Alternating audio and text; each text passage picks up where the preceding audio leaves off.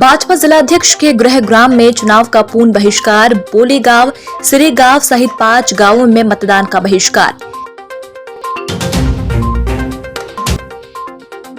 CM ने किया सह परिवार के साथ कान्हा सफारी की सैर।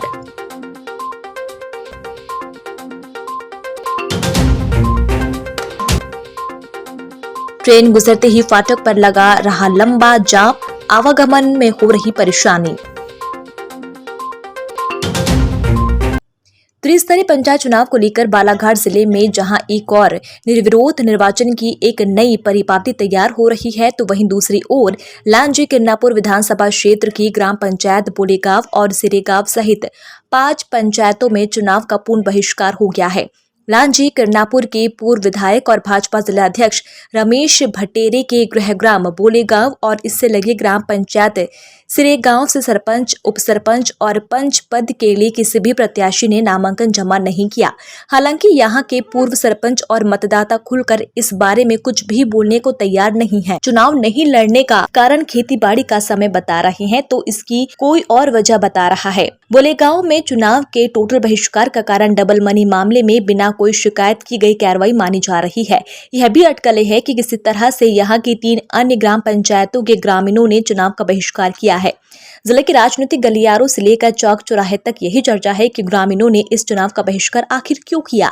इस मामले में छनकर जो खबरें आ रही है उससे यही पता चला है कि उक्त ग्राम पंचायतों के मतदाता इस समय पिछले दिनों राशि डबल करने वाले सोमेंद्र कंकराने, हेमराज आमाड्रे, अजय तिड़के सहित 11 आरोपियों पर कार्रवाई की गई थी, जो अभी भी जेल में है। उनकी जमानत नहीं हो पा रही है। इसी से लोग काफी नाराज है और बिना कुछ बोले यहाँ के ग्रामीणों ने चुनाव का बहिष्कार कर दिया है। क्या कारण है जिसकी वजह से यहाँ पर चुनाव का बहिष्कार किया गया? अब वो तो कारण ये है, अपनी मानसिकता बताऊंगा मैं। क्या है, घर में परिस्थिति ठीक नहीं है। पर एक तो महिला सीट है, महिला सीट होने के नाते मेरे यहाँ पत्नी की पैर में प्रॉब्लम आ गया है और लड़का जेल में है, तो शुरू से ही मानसिकता बन गया था कि अपने को चुनाव नहीं लड़ना है। नहीं, ग्रामीणों का ऐसा कुछ नहीं, खेतीबाड़ी का समय है, मानसून आया हुआ है, अभी क्या बोनी का समय आ गया, फिर जिस समय चुनाव होगा उस समय रोपाई का कार्य चालू होगा।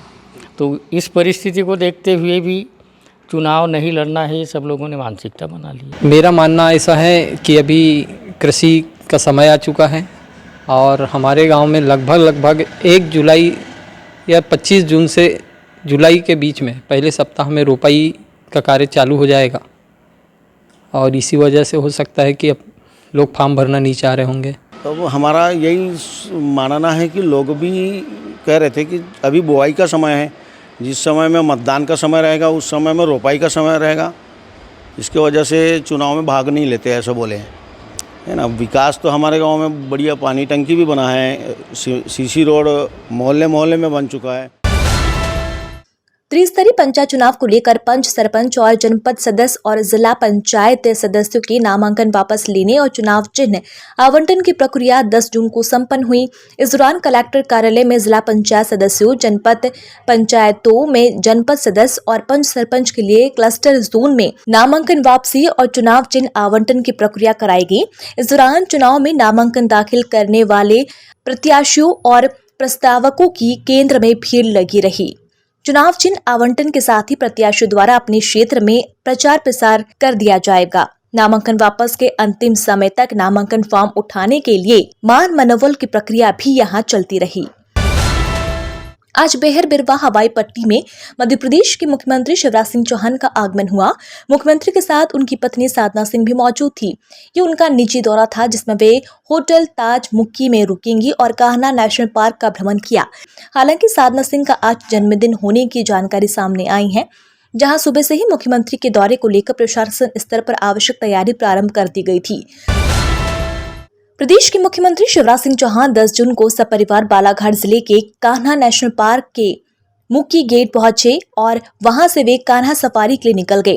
मुख्यमंत्री श्री चौहान 12 जून को अपराह्न में मुक्की से भोपाल के लिए रवाना होंगे। मुख्यमंत्री श्री चौहान निजी भ्रमण पर कान्हा पार्क आए हैं। जिलावासियों द्वारा ओवरब्रिज निर्माण को लेकर काफी लंबे समय से मांग की जा रही है, लेकिन रेल प्रशासन द्वारा इस ओर ध्यान नहीं दिया जा रहा है। बालाघाट के सरेखा और बेहर चौकी और भटेरा रेलवे क्रॉसिंग से ट्रेन गुजरते समय रेलवे फाटक के दोनों ओर लंबा जाम लग जाता है, जिससे फाटक खुलते तक लोगों को लंबा इंतजार करना पड़ता है। गोंदिया से बालाघाट और बालाघाट से गोंदिया की ओर दिन भर में दर्जनों ट्रेन गुजरती है, जिससे हर आधा घंटा में सरेखा और बेहर चौकी रेलवे क्रॉसिंग में फाटक बंद होने से लोगों को आवागमन में काफी दिक्कतों का सामना करना पड़ता है। शासन प्रशासन द्वारा ओवरब्रिज का निर्माण शीघ्र प्रारंभ कराने को लेकर आश्वासन दिया जा रहा है, लेकिन अभी तक स्वीकृति नहीं मिल पाई है। कलेक्टर डॉक्टर गिरीश कुमार मिश्रा ने बालाघाट जिले की देशी मदिरा दुकान बेहर के विक्रेता द्वारा 22 मई 2022 को निर्धारित से अधिक दाम पर मदिरा विक्रय करते हुए पाए जाने पर इस दुकान को एक दिवस 13 जून 2022 के लिए निलंबित करने और दुकान संचालक पर 10,000 रुपए का जुर्माना लगाया है। इस दुकान के संचालक को चेतावनी दी गई है कि भविष्य में ऐसे अपराध की पुनरावृत्ति न हो। लालबर्रा थाना क्षेत्र अंतर्गत ग्राम बेहरे के समीप कार की टक्कर से बाइक सवार 2 व्यक्ति गंभीर रूप से घायल हो गए, जिन्हें उपचार के लिए जिला अस्पताल में भर्ती कराया गया है। घटना के संबंध में अस्पताल पुलिस चौकी से प्राप्त जानकारी के अनुसार घायल सोनू पिता टेक सिंह उई के 23 वर्ष निवासी ग्राम देवरी टोला और रूपचंद पिता गोसाराम कांतोड़े निवासी ग्राम खिर्री दोनों शुक्रवार की दोपहर बाइक से अपने गांव से बालाघाट आ रहे थे कि तभी अचानक बेहरई के समीप विपरीत दिशा से आ रही कार चालक ने लापरवाही पूर्वक वाहन चलाकर बाइक को टक्कर मार दी, जिससे बाइक सहित दोनों व्यक्ति गिर गए, जिन्हें गंभीर चोट आने पर उपचार के लिए जिला अस्पताल लाया गया। सर ये लोग घर से निकले थे, 2 लोग बालाघाट जाने के लिए बालाघाट आ रहे थे, तो अचानक बेहरई में कार से इनका हादसा हो गया। कार से कार कार से टकरा गए। हाँ, कार से टकरा।